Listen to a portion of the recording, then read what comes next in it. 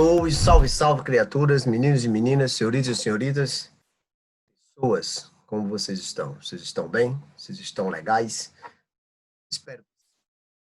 Crianças, pessoas, passando aqui rapidinho para deixar um recado, mais uma temáticazinha para complementar o conhecimento de vocês, aprofundar o conhecimento de vocês.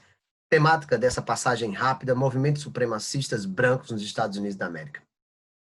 Primeiro dizer que essa ideia dos movimentos supremacistas, né, elas não estão, deixa eu ajeitar aqui a cadeira que acabou cedendo, né, elas não estão atreladas somente aos Estados Unidos da América, né. Movimentos supremacistas hoje, apesar de terem alguns locais bastante destacados enquanto origem, têm se espalhado pelo mundo, né. Você fala de supremacia branca nos Estados Unidos da América, você fala de supremacia branca na Europa Ocidental, na Europa Oriental. Você fala, inclusive, com algumas criaturas num país chamado Brasil, falando de determinadas coisas de supremacia racista, de supremacia racial branca no Brasil. O mundo realmente está muito louco. No Brasil, um país de multiplicidade étnica miscigenada, e ainda existem algumas criaturas que julgam, né, serem a pureza da coisa.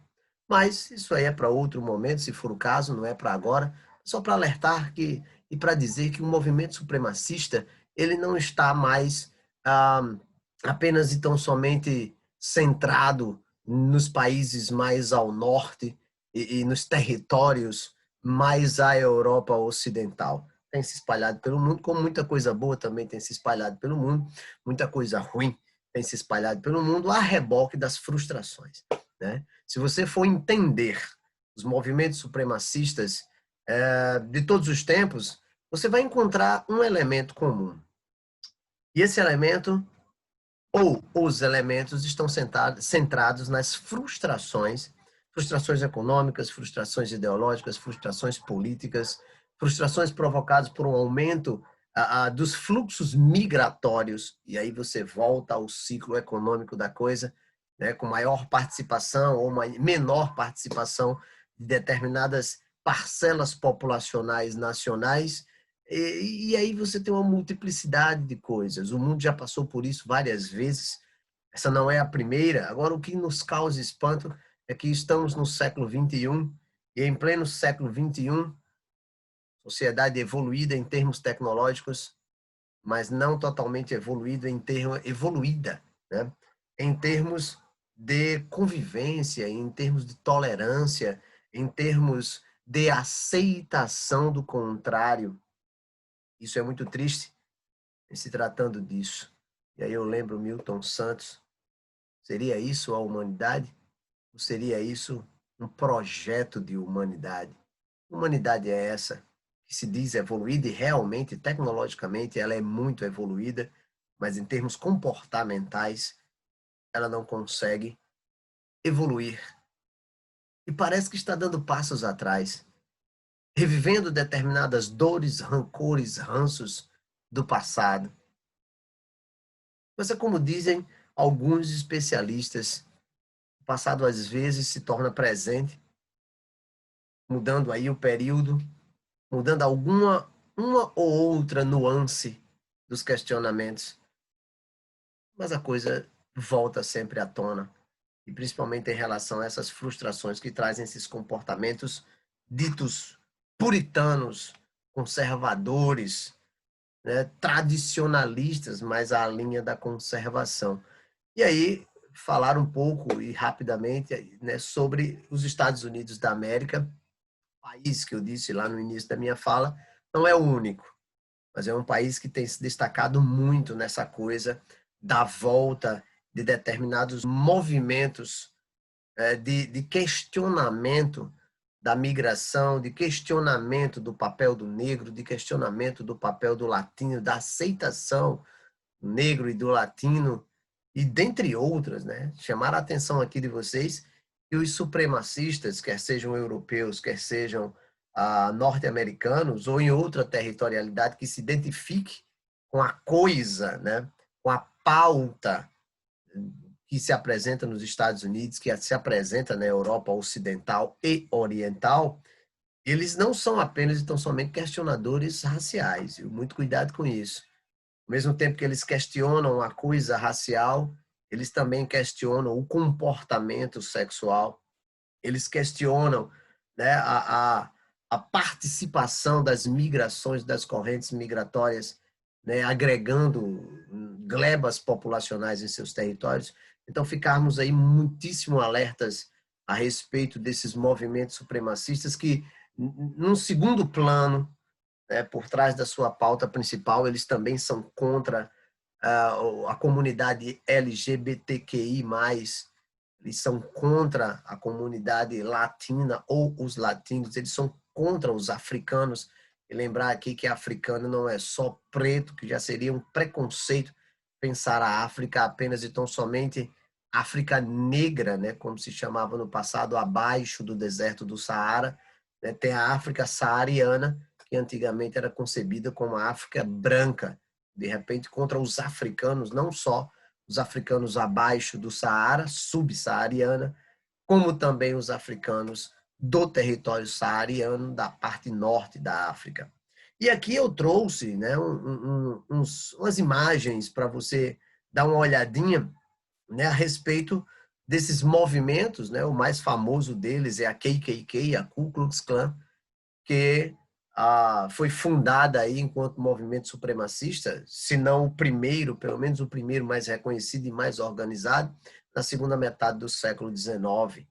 É um movimento que surge ali ao sul dos Estados Unidos da América, no contexto, né, da Guerra Civil Americana, representado aí por um dos seus maiores ícones, o General Lee, personagem este, né, que provocou, inclusive, não ele o personagem, mas uma estátua comemorativa à imagem do General Lee, a ideia de que em 2017 houve um grande protesto, e a partir desse grande protesto, não neste momento somente, mas a partir deste momento, voltaram com muita força esses movimentos questionadores da multiplicidade da coisa dentro dos Estados Unidos da América, né? Numa pequena cidade de 50 mil habitantes, é Charlottesville. E aí, na tentativa de retirada da estátua do General Lee, populações supremacistas, movimentos supremacistas, foram às ruas defender a ideia de que estavam se desfazendo da história, né, com a bandeira e com o escudo da liberdade de expressão e coisas do tipo, e partiram para protestos, né, que acabaram não sendo tão pacíficos assim, porque teve rechaço do outro lado, e partiram para a afronta, numa atitude não só de defender a história, como eles diziam que estavam defendendo, e a manutenção dos ícones históricos que estão sendo revisitados, são contra essa política revisionista que se estabeleceu nos Estados Unidos, e não só nos Estados Unidos da América, né? Vê agora com mais força depois da morte, por que não chamar de assassinato, do George Floyd, e aqui não entrando no mérito do que ele fez, entrando no mérito do que aconteceu com ele, não do que ele fez. E só aconteceu com ele, todas as amplas impressões falam sobre isto, porque ele era negro. Se ele fosse um branco que tivesse tentado comprar alguma coisa com uma nota falsa de $20, temos aí a máxima certeza que não teria sido tratado da mesma maneira, não teria sido da mesma maneira o desfecho do caso. Então, nós vimos aí, os últimos meses, mesmo no quadro pandêmico, a ideia dessa volta, né, dos movimentos falando que vidas negras importam, e dentro desse contexto, né, se exacerba o comportamento de determinados grupos de supremacia contra essa ideia. Sabemos aqui que a história dos direitos civis americanos é muito recente. Os norte-americanos negros ganharam alguns direitos civis ali nos anos 50, 60 e anos 70. Então é bastante recente, mas as feridas ainda são muito profundas. E principalmente, criaturas, aqui, ó, nesta área dos Estados Unidos, que é equivalente à área de ocupação mais antiga do território norte-americano, né? Os estados ao sul e as 13 colônias. Nada mais óbvio, né? Se você vem de um processo de migração de colonos ingleses e irlandeses atravessando o Oceano Atlântico, óbvio, claro e evidente, E a parte primeira a ser colonizada foi essa. Depois houve um movimento em direção ao oeste, justamente ali nos últimos 30 anos do século XIX, a marcha para o oeste. E aqui eu trouxe esse mapinha só para localizar vocês, né? Não em termos apenas territorial, mas em termos de quantitativos. Eu sei que a figura está pequena, mas se você fizer um esforço de aproximação, você vai ver que esta é a área dos Estados Unidos da América, a mais antiga colonização, que tem o maior número de movimentos de ódio. E aí os movimentos estão catalogados, né? E você vai perceber que o primeiro movimento de ódio que tem o maior quantitativo de grupos é a KKK, a Ku Klux Klan. Depois vem movimentos neonazi, e aqui alertar vocês que esses movimentos supremacistas, eles têm muito dessa identidade com movimentos de nazismo, fascismo, neonazismo, neofascismo. Então, de repente, não são apenas conectados com a supremacia territorial, né, a supremacia étnica territorial. Existe uma pauta maior. Existe uma pauta que conecta as frustrações dos norte-americanos desse território com as frustrações de alemães, de austríacos, de catalães, de madrilenhos, de belgas, de ucranianos, e por aí vai. Essa área dos Estados Unidos, ela tem sido a área muito atingida, e aqui um componente que ajuda muito a explicar essas frustrações.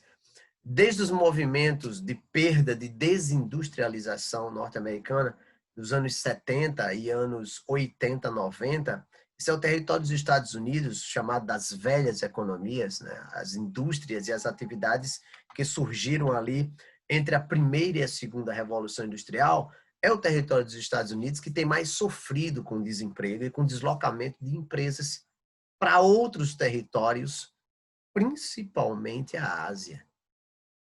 E aí você tem, mediante este quadro de desespero econômico, determinadas retomadas de ranços, determinadas retomadas de comportamentos que mostram muito bem como essas questões elas vêm à tona, como eu disse no início da minha fala, muito atreladas aos comportamentos e às realidades político-econômicas e ideológicas que estão se dando em cada momento.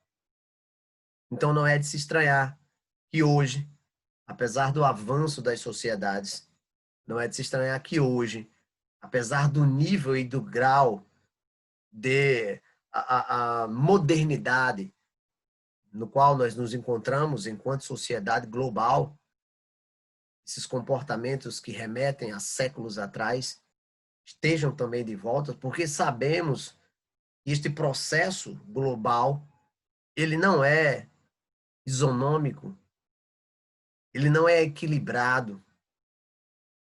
Ele é um processo que tem enriquecido uns e empobrecido outros. Ele é um processo que tem trazido muita dor econômica, muito desemprego, muito aumento de miséria, muito aumento de pobreza. Justamente mediante esse quadro, você tem, não só nos Estados Unidos da América, como também em outras partes do mundo, inclusive aquelas que jamais deveriam ter, devido justamente ao seu grau de miscigenação, o retorno ou a implantação de discursos de supremacia disso e supremacia daquilo. Então, um quadro que se apresenta nos Estados Unidos da América e principalmente nesta parte chamada aí de região dos Grandes Lagos com o Nordeste e a costa leste dos Estados Unidos da América, não é de surpreender. Mediante o quadro que os norte-americanos estão passando, vinham aí se recuperando economicamente, mas vê o quadro pandêmico, né? E outras coisas que sempre colocam à tona essa realidade que os norte-americanos vivenciam há muito tempo, entre os direitos dos brancos, os direitos dos pretos, e não os direitos de todos, sejam brancos, sejam pretos, sejam crazy purple, como queiram. Pois bem, criaturas, nenhuma novidade, nada de novo no front, a não ser falarmos, infelizmente, dessas retomadas mediante esses quadros globais de frustrações econômicas, de frustrações políticas, de frustrações sociais, de frustrações ideológicas. Espero que vocês tenham aproveitado o breve comentário. Ficamos por aqui. Valeu. Até a próxima. Tchau.